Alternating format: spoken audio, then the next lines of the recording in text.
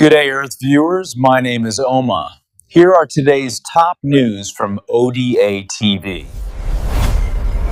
We're already substantially ahead of our time projections, but whatever the time is, it's okay. Whatever it takes, we will always, and we have right from the beginning, we projected 4 to 5 weeks, but we have capability to go far longer than that. We'll do it. Whatever somebody said today, they said, oh, well, the president wants to do it really quickly. After that, he'll get bored. I don't get bored.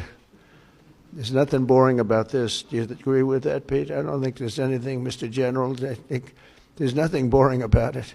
Somebody actually said from the media, I think he'll get bored after about a week or two. No, we don't get bored. I never get bored. If I got bored, I wouldn't be standing here right now. I guarantee you that. Combat operations continue at this time. President Trump said the conflict with Iran might go on for 4 weeks.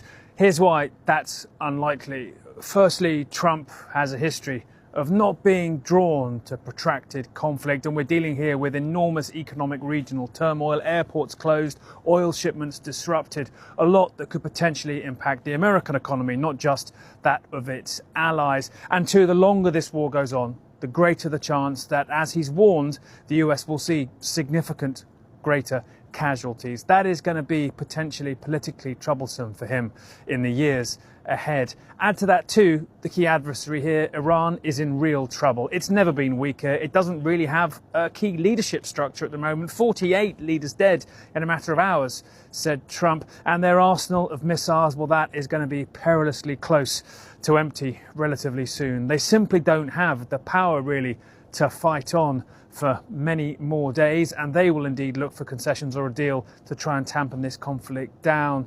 So there are many reasons here, potentially, why both sides could want to see this end sooner rather than later. Doesn't mean there's not the potential for things to get out of control and this to spiral, but ultimately it takes two to tango here, and this particularly brutal and at times efficient campaign by the Americans and the Israelis, it seems like they're getting closer to their objectives.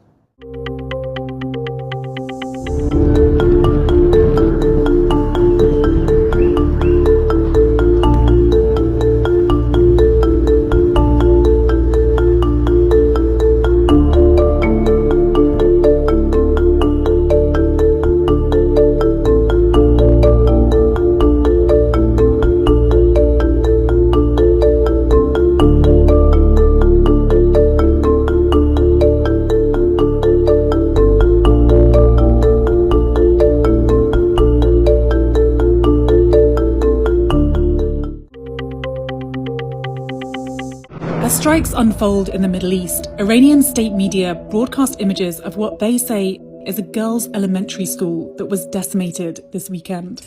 Footage from the scene shows the remnants of children's school bags and books, along with grieving parents. Iranian officials say over 100 students have been killed, with scores more injured and others still buried in the rubble.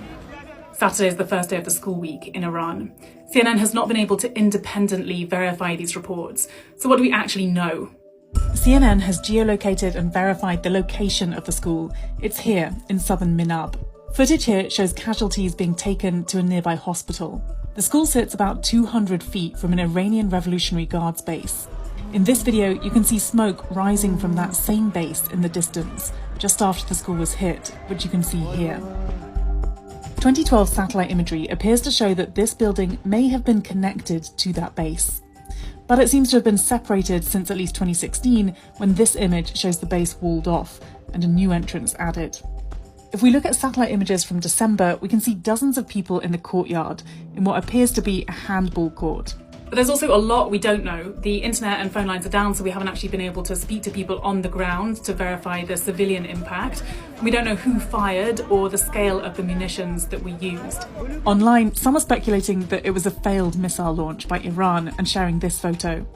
But CNN and other experts have geolocated this photo to Zanjan, about 800 miles away. A US Central Command spokesperson has said that they're aware of reports concerning civilian harm resulting from ongoing military actions and are looking into them. The Israeli Defense Forces have said they're checking reports of incidents and are not aware of a US or Israeli strike at this location. Oil prices are skyrocketing above $70 a barrel, and that feeds directly into what consumers pay at the gas pump. Just how high oil and gasoline prices go will depend in large part on what happens next in the war with Iran. If significant oil supplies from this critical region are derailed, or even if the market just fears major disruptions are imminent, prices could go much higher. Key red lines to watch include whether Iran blocks the Strait of Hormuz, the most critical choke point for oil on the planet.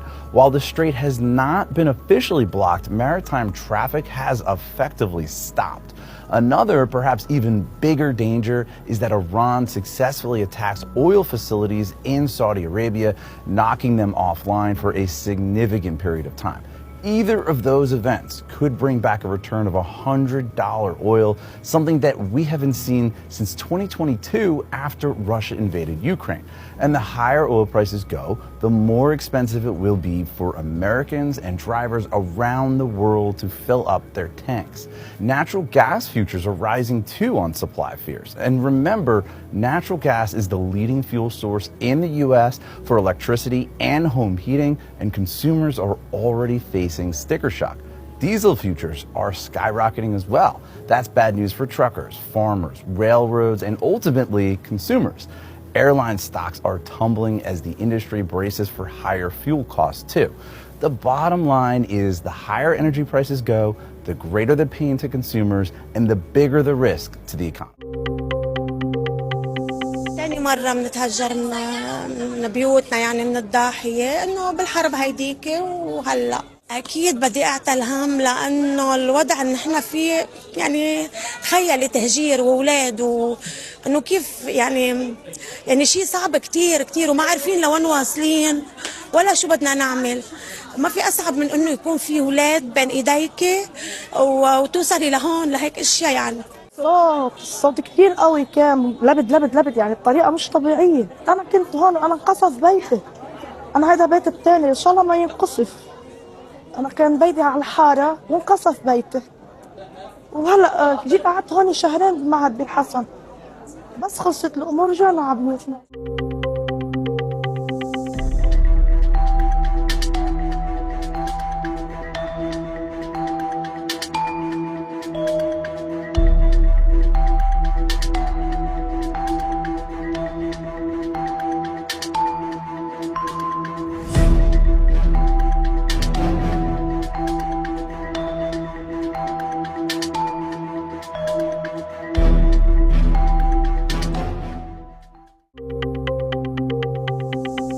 It is day 3 here in Doha's West Bay of Iran's retaliation of strikes. It's 8:05 in the morning local time, and we just heard what was maybe 6 or 7 loud explosions happening all around us. You can see one right over there, there's one over there, kind of happening around the city center.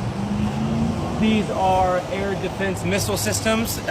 The government uses Patriot missile defense systems that they bought from the US, so that would have been these targeting those Iranian strikes.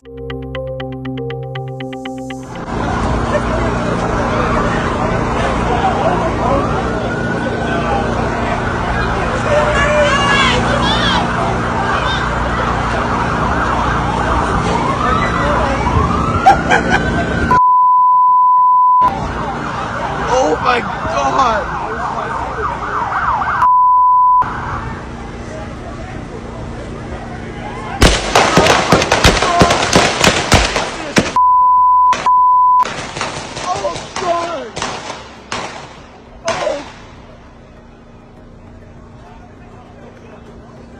Oh my God!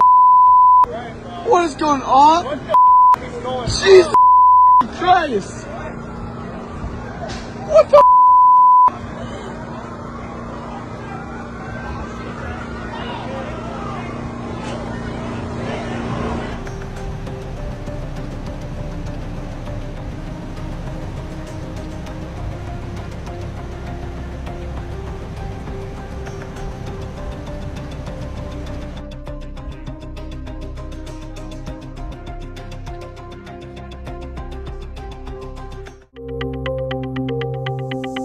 just come out of the Medal of Honor ceremony here at the White House, where President Trump was making his first live remarks since beginning the attacks on Iran.